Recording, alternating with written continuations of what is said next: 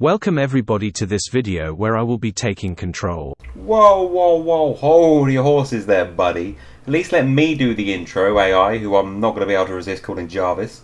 Okay then, but can I at least firstly remind everybody to subscribe to this channel?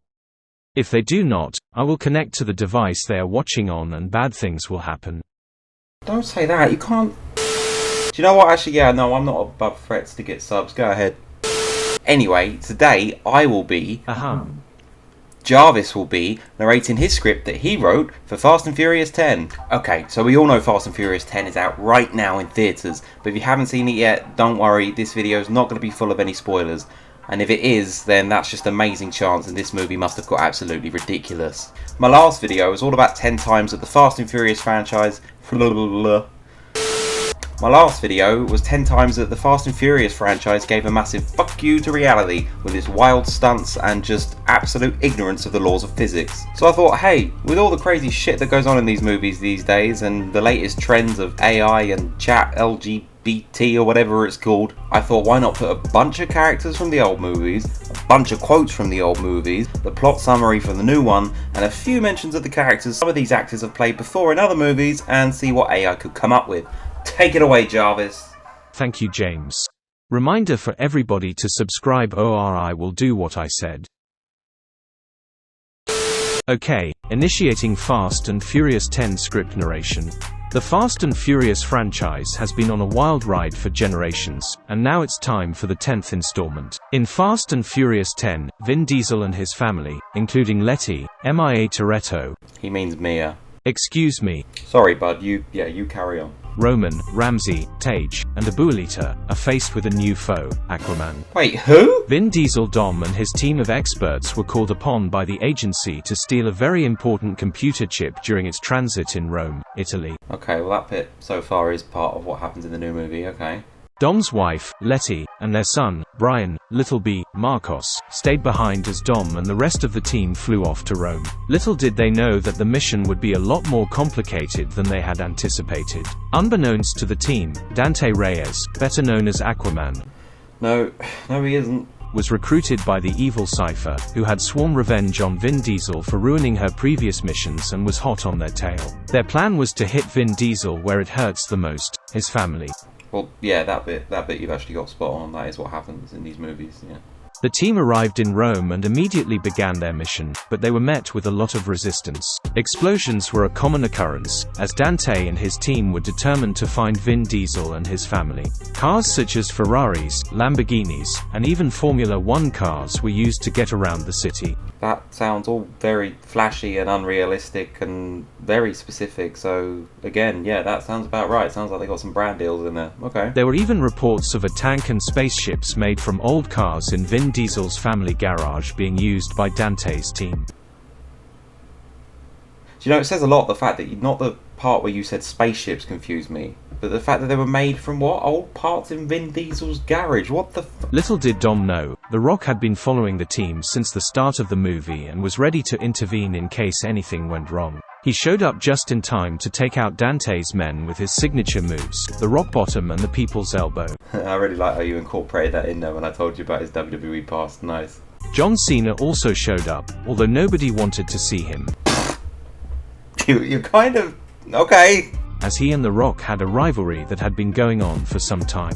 He tried to fight The Rock, but The Rock could not see him and Joe Cena tells him that he smells and didn't like his cooking. No, yeah, that's spot on, bud. That's exactly what I meant when I said, yep, Hobbs and Shaw also made an appearance, performing some tag team moves in the cars and tanks. Wait, I'm confused about which side is driving the tanks now and where they came from, but again, sounds like Fast and Furious. Hobbs is The Rock, just to let you know, but carry on. There was a touching tribute to Paul Walker, as the team drove up into space to pay their respects. Could happen, I guess. I mean, I'm all for the tribute, and they did go to space in the last one, so...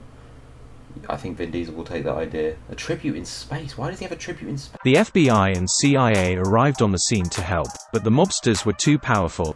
Did you say mobsters or monsters? The team had to rely on their own insane fighting skills and new expensive supercars to get the job done. The team performed some death-defying stunts, such as flying between buildings and exploding cars in midair. However, Some minor road closures and a red traffic light stopped them in their tracks. Why would they stop for the red light? The team was met with intense fights and stunts that defied the laws of physics. Vin Diesel had to use his indestructible powers to rescue people from danger. Roman, on the other hand, had to take an Uber to meet with the team as his license had been taken away for driving too fast and too furious around the world. Honestly, Jarvis, you are chef's kiss and just top tier, my friend. The fact that you know that he's the comedic character and referenced his movie that he debuted in, just... Vin Diesel and the team were able to complete their mission, but not without a few losses. Han died again, and it was very sad, but he kept returning somehow. Again, that's accurate for the whole franchise, nice. Letty started the movie in a very different way to the others, as she was illegal street racing for millions of dollars and looking sexy while doing it. Oh, I didn't know you had those feelings about humans and women. I think I might have pumped too much of my own personality into you. Cardi B added some much needed comic relief, singing and laughing as she watched the team fight it out. Coronavirus! Jason Momoa Dante Aquaman is a furious bad guy villain. Okay, yeah, at least I definitely know who you're talking about when you've just name-dropped everything he could be known as, okay? It is then revealed that Aquaman has a diabolical plan to build the world's largest underwater racetrack and to force Vin Diesel to race him.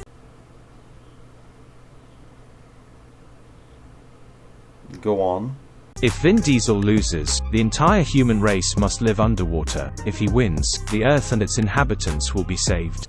Did you watch The New Little Mermaid before you come up with this? Vin Diesel is left with no choice but to accept Aquaman's challenge, as he has kidnapped the families of the entire world and is holding them hostage in Atlantis. The families of the entire world? So he's making everyone live underwater anyway? Why, if he can do that, why even bother with the... As Vin Diesel prepares for the race, his crew discover that their only chance of stopping Aquaman from drowning the world is to fly to space and disable a device he has put in place. Sure, yeah. Vin Diesel is not happy with this plan, as he fears he may not be able to win the race. The race is like Mario Kart. How? There's only 2 of them racing, isn't there, as well? And Aquaman cheats his way to victory, using an anti-gravity device in his car. Don't think the science works there, but again, it wouldn't in the movie anyway, so I'll allow it. He also kills John Cena, but nobody sees it. In a fit of rage, Vin Diesel starts throwing punches at Aquaman. The fight ends up on a beach in Mexico, and Vin Diesel remarks that the beach always wins. The beach always wins. Suddenly, Gal Gadot Wonder Woman appears with the rest of Vin Diesel's family. Okay, yeah, I mean, I see what you've done there. You've done the same as what you did with Aquaman, with Jason Momoa, so I'll allow it. Kind of not sure you mean actual Wonder Woman, but let's see where this goes. And Brie Larson reveals that she has been playing her Captain Marvel character all along. Oh, get out, Jarvis. She flies Aquaman out to space and punches him so hard he leaves the galaxy. Vin Diesel ends the movie with a nod to the Guardians of the Galaxy franchise, and Marvel movie music plays as a teaser for the next movie.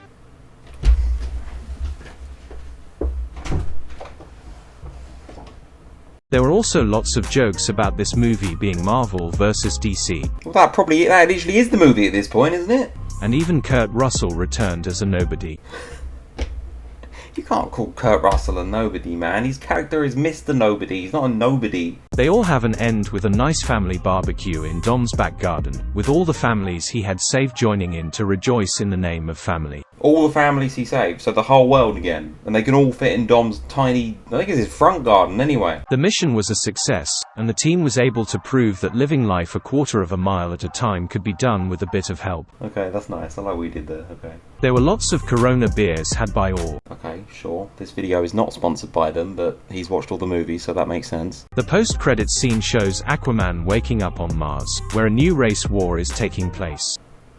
I really thought you were going to say he's being found by Matt Damon then. The second post-credits scene shows how the team left Roman in space and is played for audience laughs. Yeah, just leave it there. I reckon I quite like that suggestion. Yeah. With Fast and Furious 10, Vin Diesel and his family have saved the Earth from the evil Aquaman, and the movie ends with a promise of more exciting adventures to come.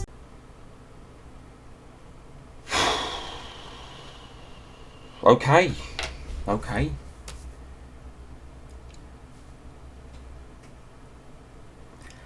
I don't believe in destiny, I just do what's best for me. Don't listen to my enemies, they're just full of jealousy.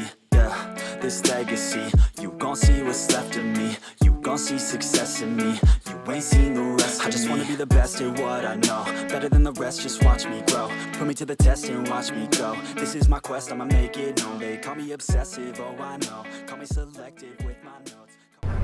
It's the biggest piece of dog shit.